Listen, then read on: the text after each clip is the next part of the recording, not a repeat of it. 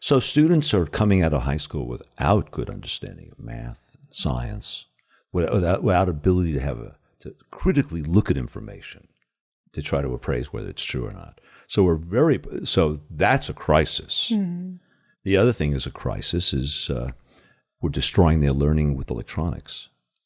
I see this at the University of Washington. It's just a tragedy what's going on with the students there. We have all these remote classes where students can sit at home and don't learn. They come into class and they're playing with their phones the whole time and they're not paying attention. So we're seeing a profound loss of learning and the ability to concentrate in students. This is much more important than climate change, when I know the truth. Well, it seems like, though, for science-based classes, all of this new technology could be really helpful. I mean, it could help you learn in new ways. Is it just sort of being abused then? I mean, it's the issue with, because it does seem like if you're teaching a class about science or the climate, I mean, so much of this new technology. I think of things like, do you ever watch the Weather Channel during major events? Sure. And they've got these, maybe unnecessary, but they've got these cool 3D graphics where they can actually show you, the rise in the water and what will happen and all this stuff. I just feel like technology, especially in science, has a really cool place to play in learning, doesn't it? Oh, it does. So I think the ability to visualize, the ability to get information, to search for information, to get it instantaneously, to do analyses, fairly sophisticated analysis, quite easily. Yeah. So these are all positives. But on the other hand, the technologies are being used to undermine the students' ability to concentrate, to pay attention. They're losing their attention span. So that's bad. So technology is a two-edged sword here. Well, yeah. As an educator, how do you deal with that then? Well, I'll tell you how I'm going to be doing well with it. I just finished teaching an introductory class, and I think next time I teach it, I'm going to say, no smartphones in this class. Because what was happening in the one you just taught? They're just playing with their phones. You can't just say, put your phone away? Well, that's what I'm going to be doing. Okay. Yeah. This is not high school. This is college. These are adults now, right?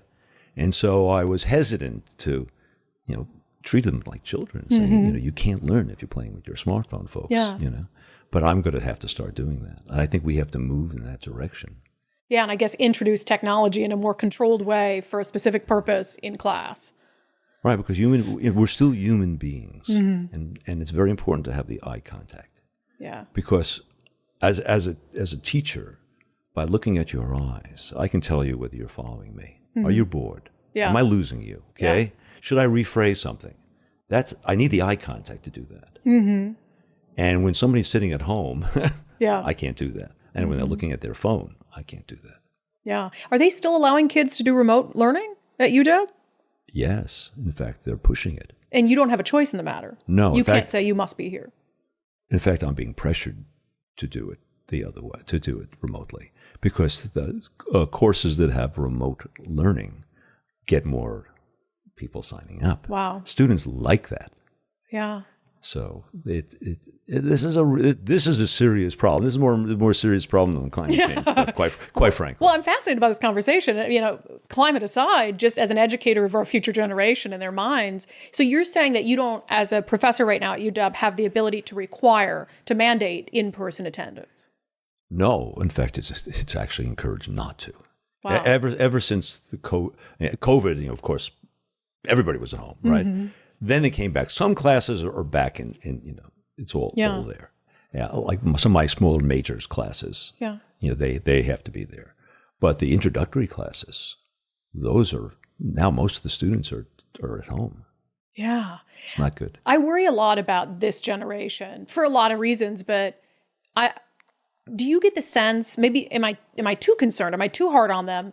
I want kids coming out of high school and out of college to have critical thinking skills. We need it in the country to be able to think for themselves critically, independently, outside whatever their bubble is. Do you see that desire in the students who attend your courses?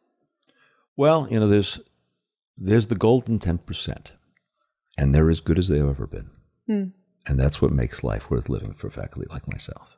So they're still there. Thank God they're still there. They're the people who are going to run the country. Yeah. We have those. But now there's a bottom end that I never saw before that are really being lost. And they're not getting much of an education. They're staying at home, and they are running into severe problems. So, top 10% is fine, but we have this large bottom end that are not doing well. And the other ones are just coasting through, or and there's some that are just getting by with their B- or C's. Yeah.